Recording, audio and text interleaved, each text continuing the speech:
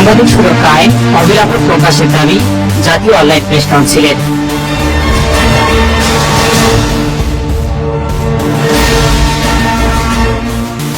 সাংবাদিকদের পেশাগত নিরাপত্তা নিশ্চিত ও তাদের জীবন রক্ষায় দ্রুত সাংবাদিক সুরক্ষা আইন প্রণয়ন ও প্রকাশের জন্য সরকারের প্রতি আহ্বান জানিয়েছেন জাতীয় অনলাইন প্রেস কাউন্সিলের নেতৃবৃন্দ। বক্তারা বলেন, সাংবাদিকরা মাঠে কাজ করতে গিয়ে প্রায় নানা ধরনের হুমকি ধামকি ও ঝুঁকির মুখে পড়েন। তাই পেশাগত দায়িত্ব পালনের সময় তাদের সুরক্ষা নিশ্চিত করা রাষ্ট্রের দায়িত্ব। গতকাল দুপুর 2টায় গাজীপুর জেলার বোর্ড বাজারের বৈশাখী রেস্তোরাঁয় 3য় তলায় জাতীয় অনলাইন প্রেস কাউন্সিলের বর্ধিত সভায় এই আহ্বান জানানো হয়। সভায় বক্তারা গাজীপুরের সাংবাদিক তুহিন হত্যাকাণ্ডের দ্রুত বিচার, ট্রাইব্যুনালের মাধ্যমে সর্বোচ্চ শাস্তিরও দাবি জানান।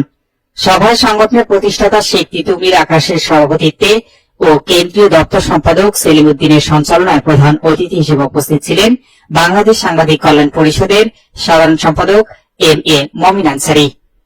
প্রধান বক্তা ছিলেন জাতীয় অনলাইন প্রেস কাউন্সিলের কার্যকরী কমিটির সাধারণ সম্পাদক ও নিউজ 24 সৌদি আরব প্রতিনিধি মোহাম্মদ ফিরোজ।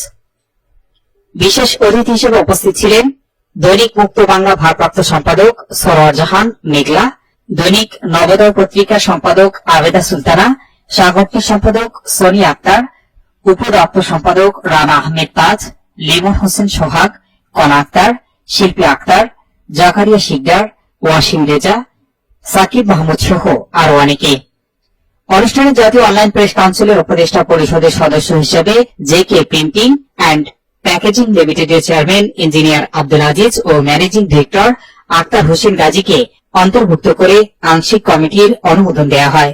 পরে নবনির্বাচিত সভাপতি, সাধারণ সম্পাদক ও উপদেষ্টাদের ফুল দিয়ে শুভেচ্ছা জানান সংগঠনের নেতৃবৃন্দ।